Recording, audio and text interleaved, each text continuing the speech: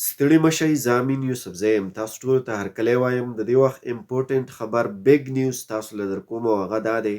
چې پاکستان او هندوستان ترمنځ چې کوم سیز فایر وشو، یعنې جنګ چې ختم شو، د دې نه پس څو ګنټې وروسته چې کوم پریس کانفرنس وشو د دواړو ملکونو له طرفه، د پاکستان چې کوم د آرمي کوم خاص چیفز وو او په هغې کې ډي جي آی ایس پي آر د هغه په مشرۍ کې دغه پریس کانفرنس وشو. د دې سره سره په هندوستان کې هم وشو. خو اوس ریسنټلی په میډیا باندې دا یو خبر چلیږي چې هندوستان په دې جنګ کې، په دې جګړه کې شکست تسلیم کو. او هغې څنګه تسلیم کو؟ تاسو ته په دې سکرین باندې زه ښایم چې دا کله پاکستان دا کم میټینګ وکړو د جنګ بندۍ په اړه باندې، او په هغې کې د پاکستان چې کوم د آرمي کوم خاص قسم چیفز دي، هغه مشران دي، او ډي جي آی ایس پي آر مختلف چې کوم چیفز و، هغې پکې خپل خپل خیالات، نظریات، تاثرات شریک کړه. دغه رنګه د هندوستان چې کوم ګورنمنټ و، د نریندر مودي حکومت، هغې هم دا فیصله وکړه، او د پاکستان په شانته کې هغې هم خپل د آرمي چې کوم چیفز و هغې راغونډ کړه او کېنول، یو پریس کانفرنس یې وکړو، د جنګ په اړه باندې خبرې وکړې، او په هغه جګړې په حواله باندې هغوی دا ووایي چې زموږ کوم خاص ټارګیټس په پاکستان کې هغه موږ هیټ کړه، هغه موږ ایشتلي دي، دا هم کړي دي، هغه هم کړي دي، کوم ځایونو باندې چې دي فایرنګ کړی دی، کوم میزایل یې راویشتلي دي، هغه تصویرونه، هغه هر څه، د هغه بیلډینګز، د هغه ودانیو یې وښودل. خو دې کې بیا د دوی د آرمي یو چیف دی، او د دې نوم دی اے کې بهارتي. په سکرین باندې تاسو ته ښکاري اے کې بهارتي. د دې نه د دې پریس کانفرنس دوران کې بیا د ده نه یو سوال وشي، یو جرنالیست، یو صحافي د ده نه سوال وکړي او دا ووایي چې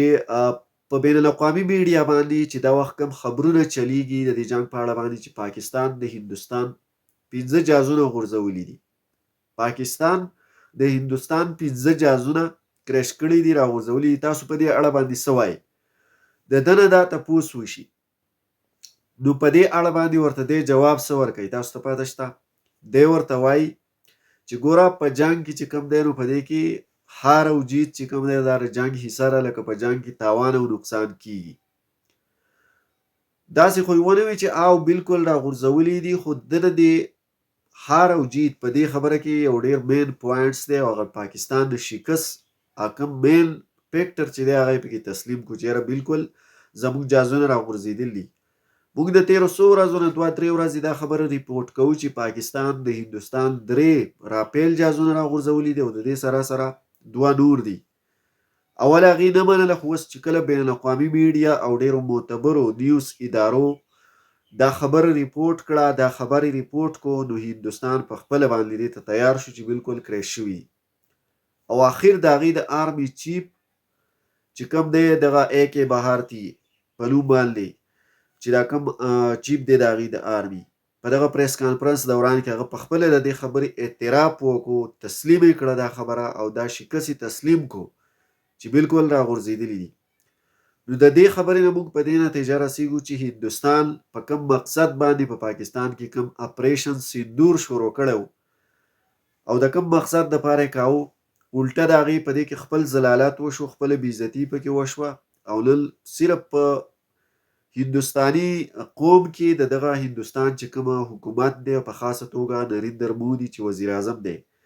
صرف د هغه بېعزتي نه کېږي، بلکې د ټول هندوستاني فوج په دې وخت کې بېعزتي کېږي، نه صرف په سوشل میډیا بلکې په ټوله دنیا کې چې څومره خلک دي هغه پورې خاندي، او پاکستانیان پورې هم خاندي. نو یو قسم ډېره غټه بېعزتي وشوه، او د دې سره سره شکست یې هم تسلیم کو. په خپله د هغې د آرمي چیف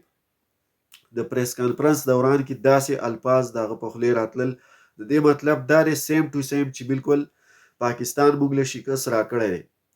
نو ملګرو سیز فایر وشو، البته دغه خبرو ما ستاسو سره شریکاوه، او دا د هندوستان هغه بېغیرتي او هغه ضلالت چې کوم دی، ما ویل چې زه هغه تاسو سره شریک کړم. تاسو پرې خامخا کامنټس کولی شئ، وخت تر وخته به تاسو اپډیټ کوو چې څه معلومات راځي هغه به ستاسو سره شریکوو. تاسو د خپلو خیالاتو اظهار موږ سره ضرور کولی شئ، موږ ته خپل فیډبیک راکولی شئ، او دا چینل خامخا سبسکرایب کړئ، د پښتو ژبې نوی چینل دی، نو دې کې به تاسو له موږه پښتو ژبه کې معلومات راوړو.